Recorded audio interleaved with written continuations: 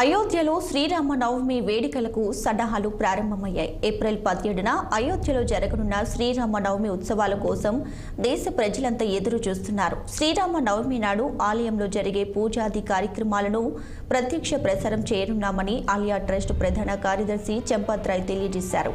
అలాగే నగరపాలక సంస్థ నగరంలో 100 చోట్ల ఎల్ఈడి టీవీలను ఏర్పాటు చేయనుందని చెప్పారు.